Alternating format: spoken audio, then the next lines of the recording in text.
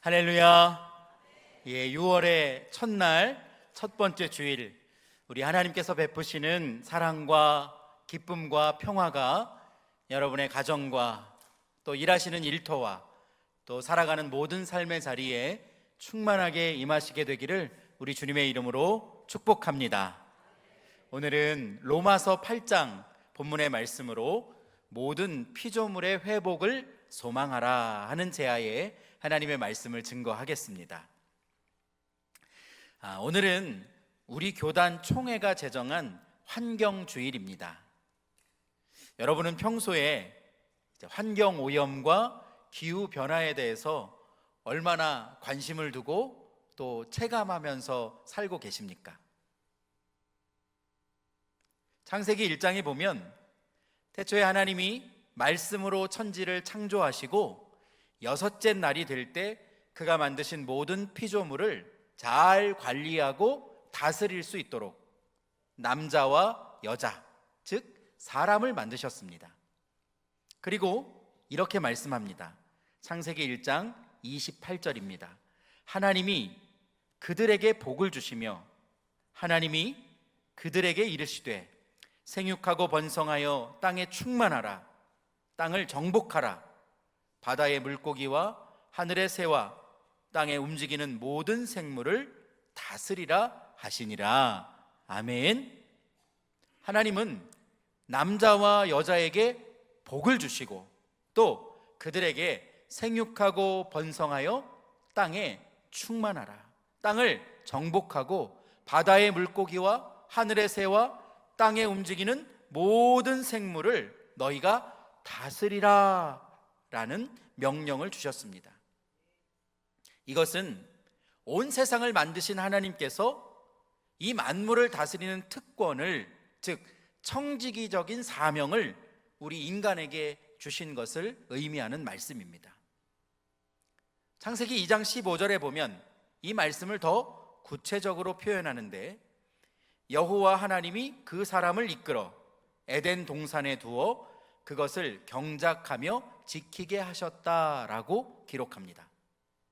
하나님께서 아담을 에덴 동산에 두시고 그곳을 경작하여 지키게 하셨다는 겁니다.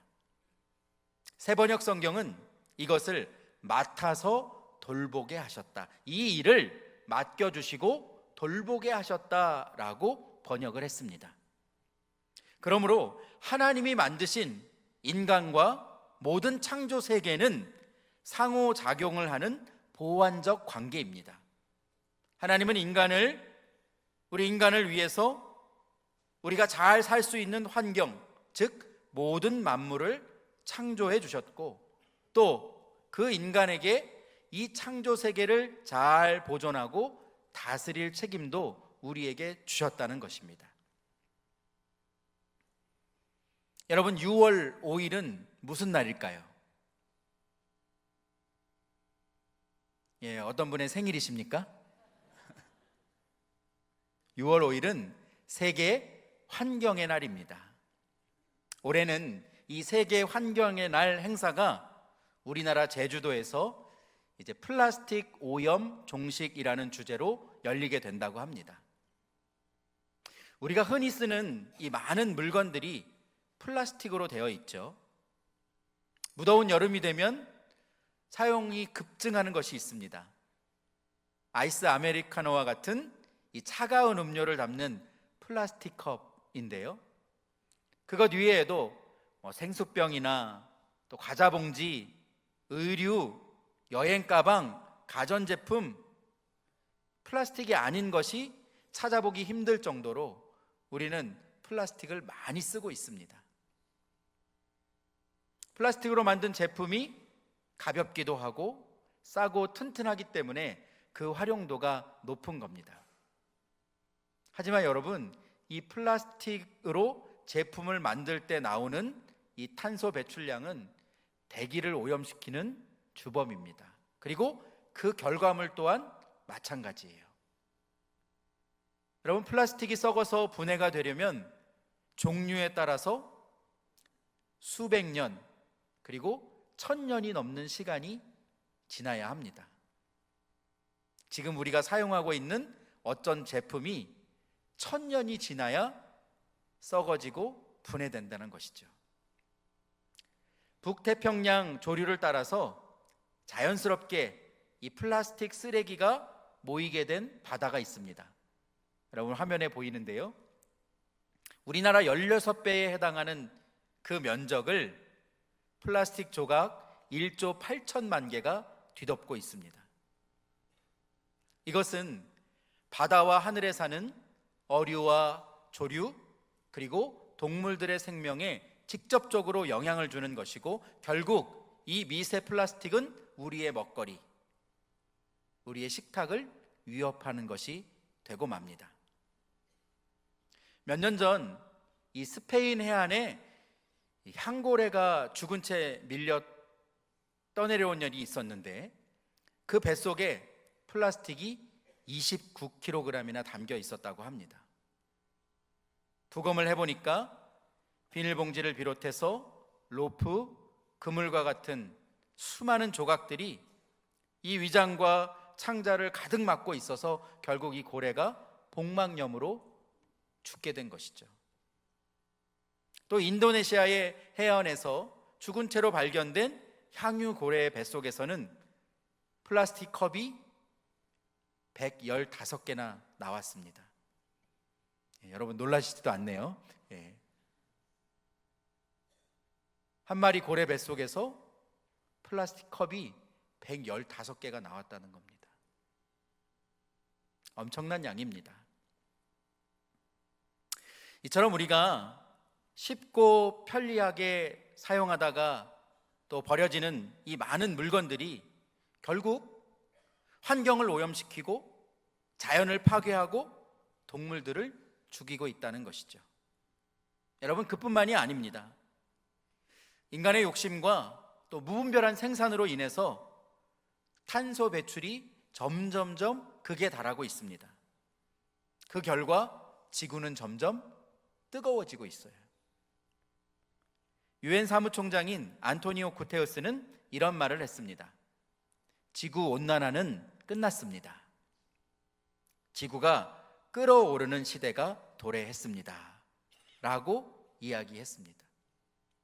지구가 따뜻해지는 시기가 끝나고 이제 지구가 끓어오르는 시기가 됐다는 겁니다. 여러분, 이 말이 실감이 나지 않으십니까? 우리는 매년 더 뜨거운 여름을 맞이하고 더 긴 여름을 맞이하고 있습니다. 여러분, 지구의 온도가 뜨거워지면 생기게 되는 대표적인 현상이 바로 산불입니다. 산불. 기후학자들은 향후 수십 년간 초대형 산불이 계속해서 증가할 것이라고 예견을 하고 있는데, 실제로 그러한 일들이 우리나라 또 국내외에서 계속해서 일어나는 것을 보게 됩니다.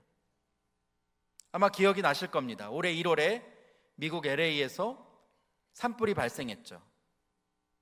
24일 동안 그 불이 지속되면서 엄청난 양의 면적을 태우고 많은 인명과 또 재산의 피해가 발생했습니다. 이재민이 20만 5천 명이 넘고 손실액이 400조에 이릅니다. 여러분, 지금 이 순간에도 캐나다에서는 134곳에서 산불이 발생해서 이틀 전에 캐나다 총리가 비상사태를 선포했습니다. 안타까운 것은 그 가운데 절반은 인간의 힘으로 통제하기 힘든 수준의 불길이 계속해서 번져가고 있다는 겁니다. 이처럼 지구의 생태계와 우리 인류는 이전에 경험해보지 못했던 큰 위기를 맞이하고 있습니다. 기상이변으로 인한 자연재해는 세계 곳곳에서 수많은 인명 피해와 또 우리 인간의 터전을 빼앗아가고 있습니다. 여러분, 그 원인이 무엇일까요?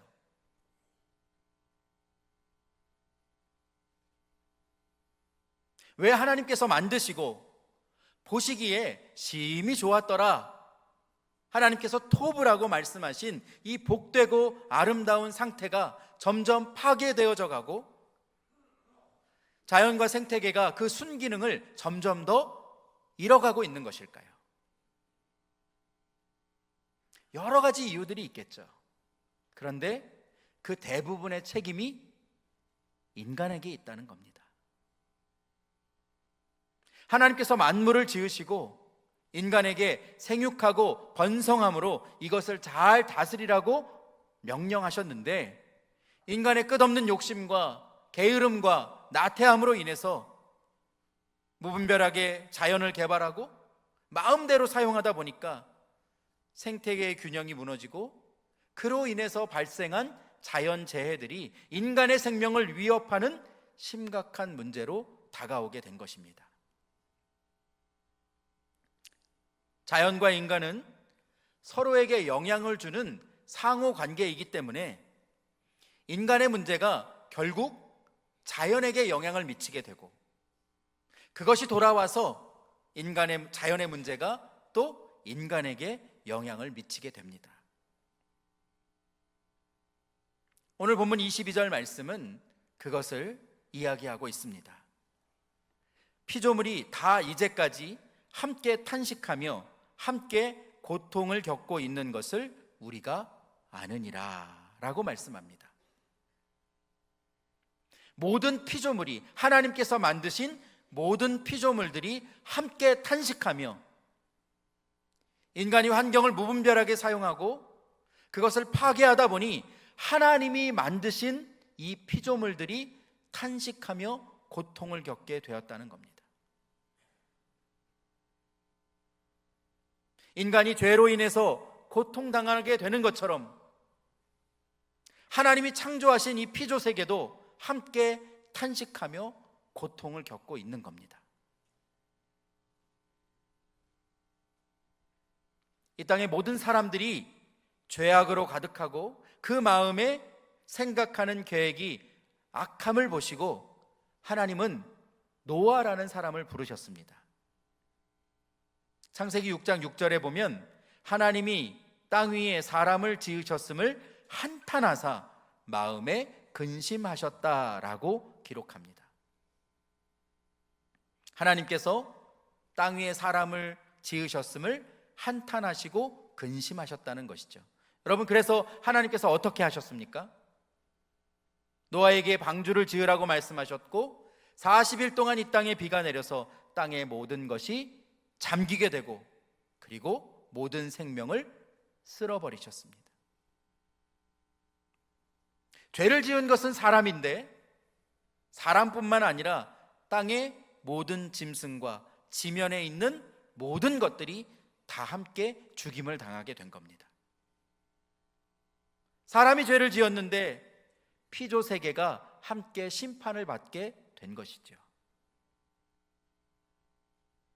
방주에 타지 못한 모든 피조물이 아무런 죄 없이 우리를 위해서 돌아가신 예수님과 같이 희생을 당하게 된 것입니다.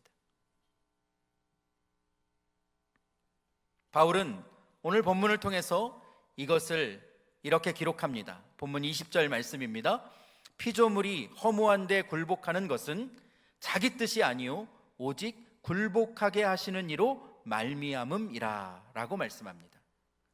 모든 피조물들이 허무하게 굴복하는 것은 자기의 뜻이 아니요 오직 굴복하게 하시는 이, 즉 하나님으로 말미암아 이 세상 만물이 사람과 함께 고통과 죽임을 당했다는 것입니다.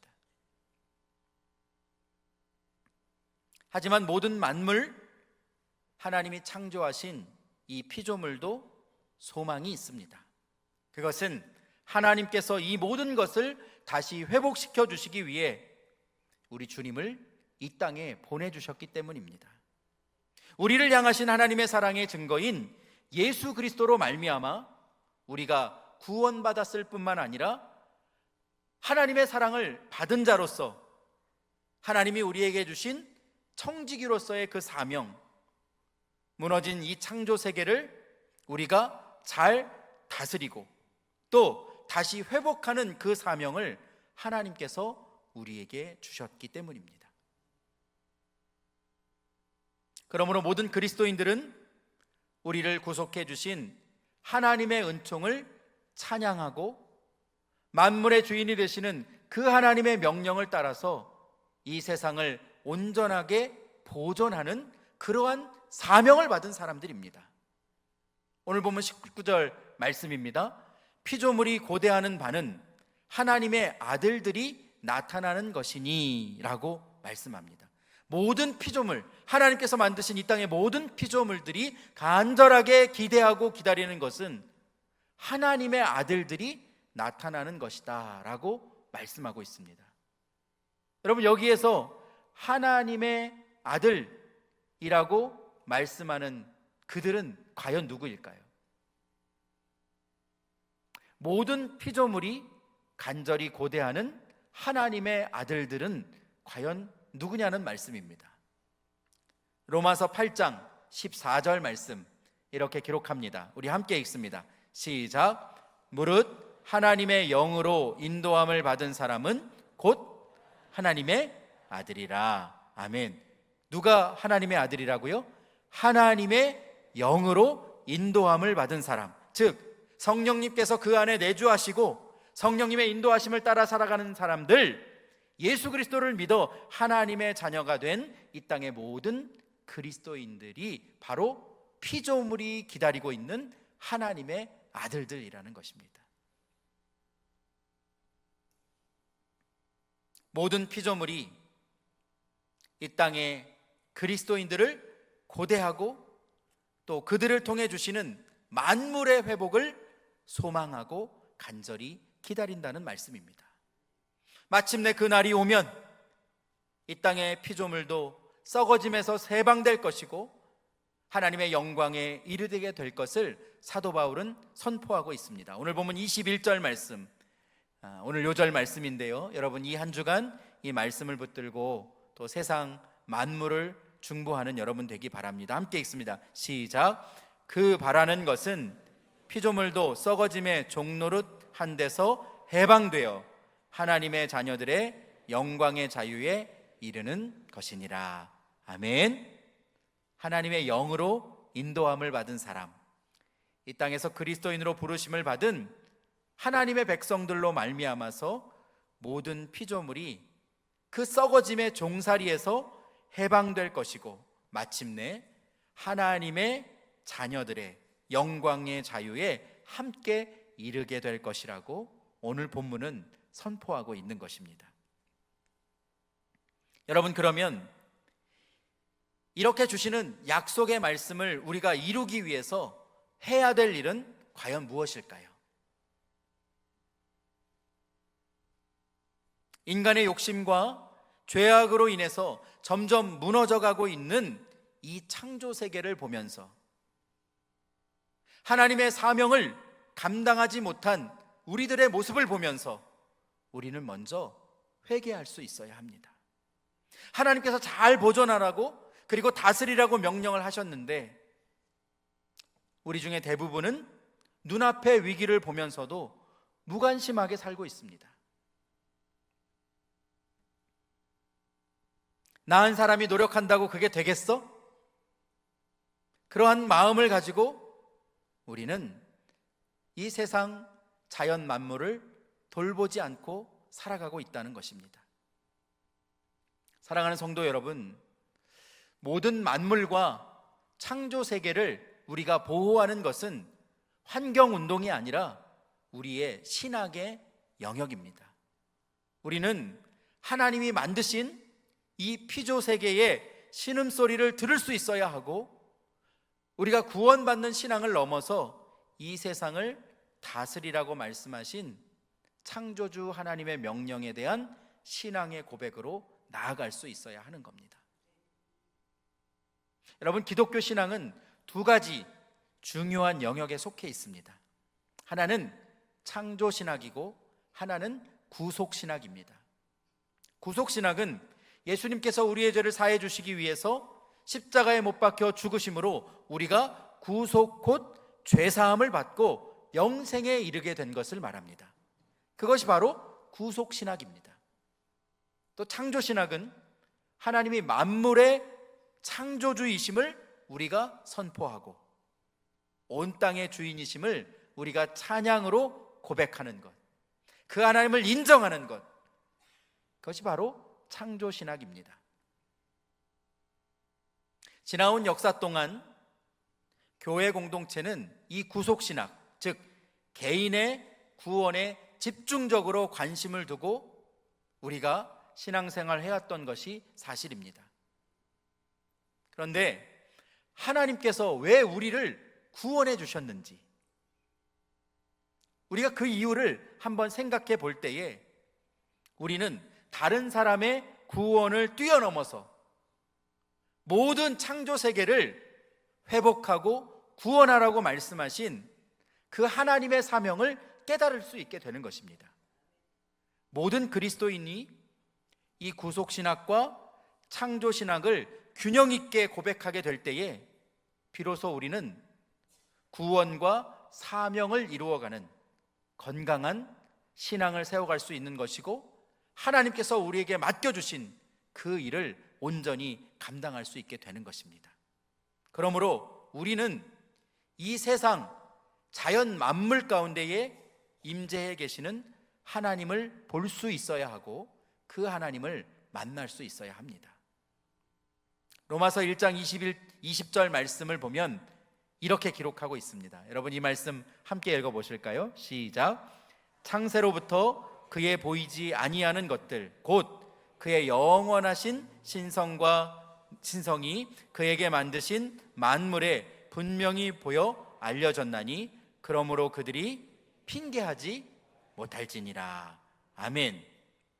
하나님께서 이 세상을 창조하실 때부터 하나님의 능력과 신성을 만물 가운데 담아두셨기 때문에 사람들이 하나님께서 지으신 것을 볼 때에 하나님의 살아계심과 하나님의 전능하심을 부정할 수 없다는 겁니다. 나는 하나님이 계신 것을 모르겠다, 이렇게 핑계할 수 없다는 겁니다. 세상 만물 안에 하나님의 뜻과 계획이 온전하게 담겨져 있고 그 안에 하나님의 권능과 지혜가 드러나 있기 때문입니다. 28살 이 젊은 나이에 뉴욕에 있는 락포트 제1장로교회에서 목회를 시작하게 된 말트비 베콥이라는 목사님이 있습니다. 이분이 살던 곳은 이 나이아가라 폭포와 또 그 주변에 있는 온타리오 호수에서 멀리 떨어지지 않은 곳에 이 목사님이 살고 있었는데, 거의 매일 호수를 산책하러 나갈 때마다 가족들에게 늘 이렇게 말을 했다고 합니다. I'm going out to see my father's world. 내 아버지가 지으신 이 세상을 보러 나갔다 오겠습니다. 이 베콥 목사님은 사시사철 변하는 이 세상 자연 만물을 보면서 늘 그 마음에 감동을 받았는데, 그것을 적은 시가 바로 우리가 오늘 부른 찬송 478장 참 아름다워라입니다. 이 찬송의 가사 2절에 보면 저 아침 해와 저녁 놀 밤 하늘에 빛난 별, 망망한 바다와 늘 푸른 봉우리, 다 주 하나님의 영광을 잘 드러내도다 라고 고백합니다. 아침 해를 보고 또 밤의 노를 보고 저녁에 빛나는 별빛을 보면서 산을 보고 바다를 보면서 하나님의 영광을 고백하는 것이죠. 여러분, 3절 말씀에는 저 산에 부는 바람과 잔잔한 시냇물 그 소리 가운데 주 음성 들리니 주 하나님의 큰 뜻을 나 알 듯하도다. 산에 부는 바람과 잔잔한 시냇물을 보고 주의 음성을 듣는다는 겁니다. 그리고 하나님의 큰 뜻을 내가 알 것 같습니다, 그렇게 고백하는 것이죠. 사랑하는 여러분, 하나님께서 만드신 만물 안에 하나님의 놀라운 임재가 담겨 있다는 것을 고백하실 수 있기를 축복합니다. 우리가 이 하나님의 임재를 누리고 간직하려면 하나님께서 우리에게 주신 사명, 모든 만물의 회복을 우리가 함께 소망하며 그것을 위해서 그리스도인으로 부름받은 우리가 먼저 힘쓰고 노력해야 하는 겁니다. 하나님이 만드신 이 세상 만물이 얼마나 소중한가를 우리가 먼저 알아야 하고 우리의 일상에서 세상을 돌볼 수 있어야 합니다. 하나님의 형상으로 지음받은 우리들이 이 일에 앞장서야 되는 것이고, 그래서 우리가 우리의 다음 세대들에게 망가지고 무너진 세상이 아니라 하나님께서 보시기에 좋았다고 말씀하신 그 아름다운 자연을 물려줄 수 있어야 하는 것입니다. 우리가 돌보지 않으면 우리의 자녀들은 더 뜨거운 지구에서 살아야 합니다.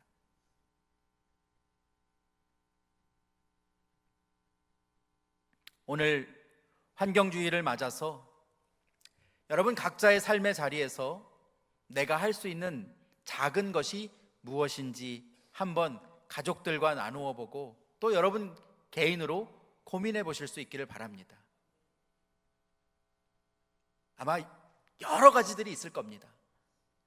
장바구니를 사용하고 또 머그컵을 사용하고 대중교통을 이용하고 또 필요 없는 불은 끄고, 우리가 실천하는 그러한 작은 것들을 통해서 이 세상 만물이 조금씩 회복되어져 가는 것이고 이 지구의 환경의 위기가 조금씩 나아지게 될 것입니다.